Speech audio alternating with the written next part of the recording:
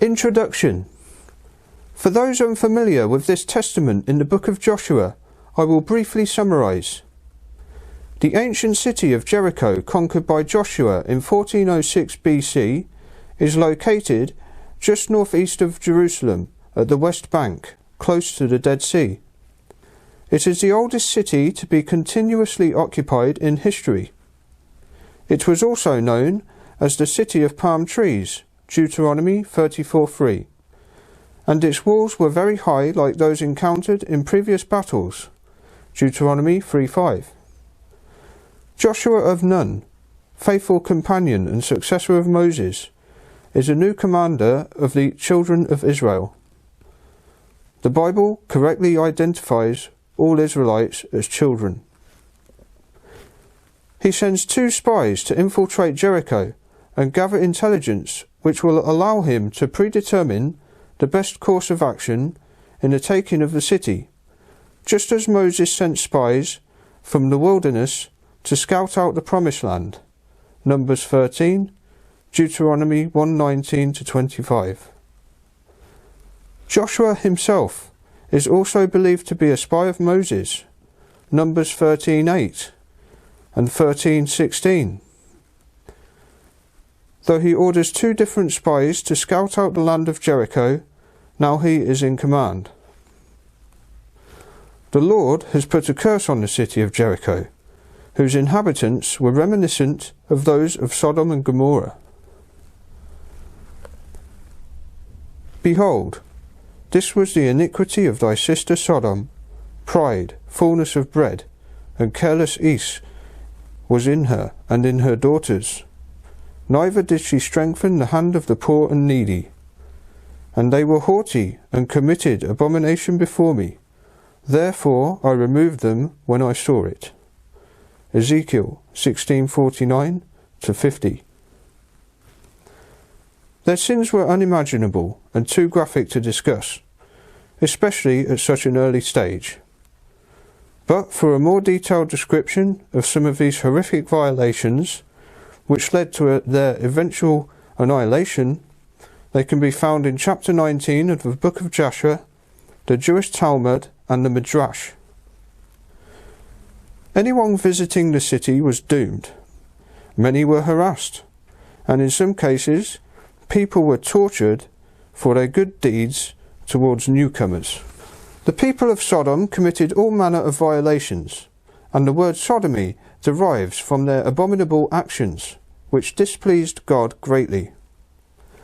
Because of such evil, the Lord sent his angels to warn the only righteous man of Sodom, Lot, and his family to abandon the city before it was utterly devastated. And, unsurprisingly, recent archaeological evidence indicates a cataclysmic end to this abhorrent civilization. Archaeologists Stephen Collins and Lean Rittmeyer, who discovered the site at Tall el-Haman in the southern Jordan River Valley, approximately 14 kilometers northeast of the Dead Sea, have revealed that a cosmic event known as an airburst, like the 1908 Tunguska airburst, is most likely what obliterated the city. Everything was instantly incinerated. Buildings were blown to smithereens. Skeletal remains were found contorted. Extremities were bent backwards.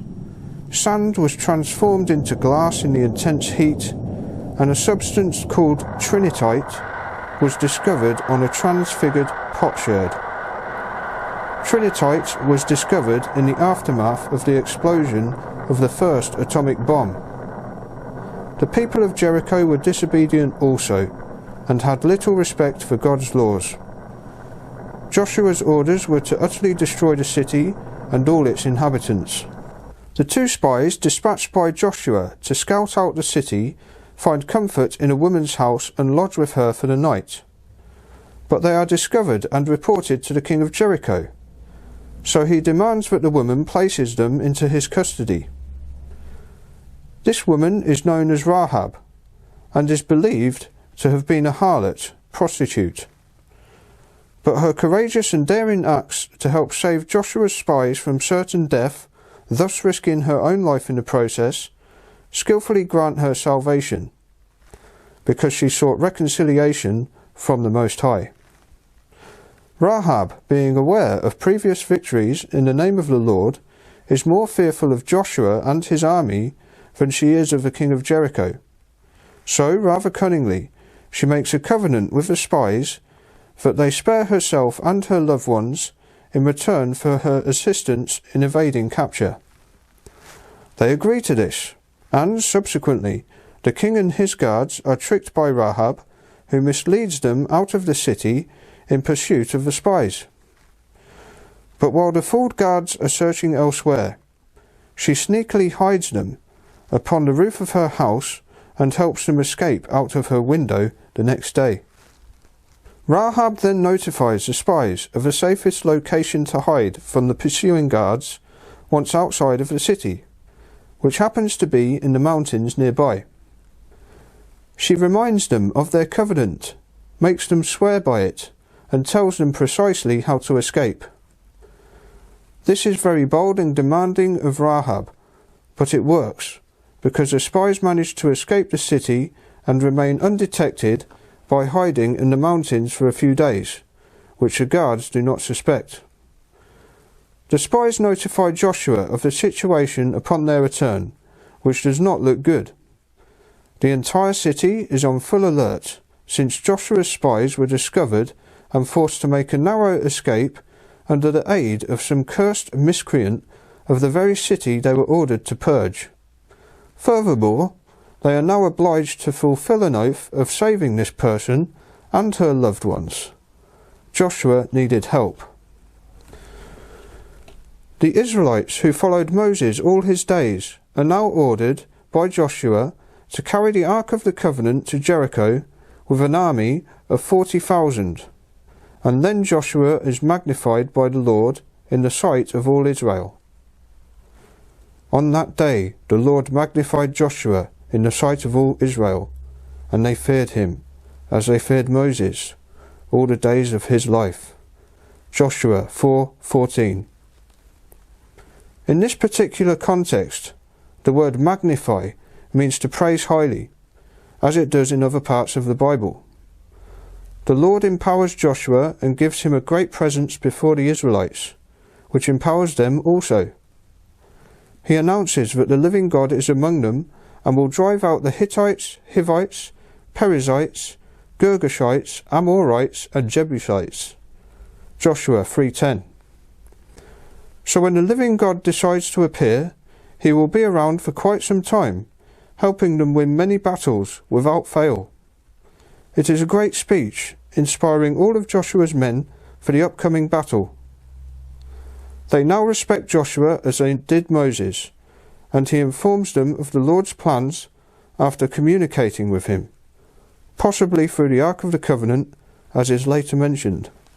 God cautiously carries his people across rough terrain to Jericho by drying up the waters along the way, similar to Moses parting the seas, only less extravagant. The priests bearing the Ark of the Covenant are the ones who miraculously part the waters this time, which along with many other accounts raises much speculation as to the Ark's supernatural capabilities. Joshua orders the priests carrying the Ark to come up out of the midst of Jordan, and then he meets the living God among the children of Israel shortly after. In the book of Joshua, God appears as a captain who arrives to help Joshua and his army destroy the city of Jericho.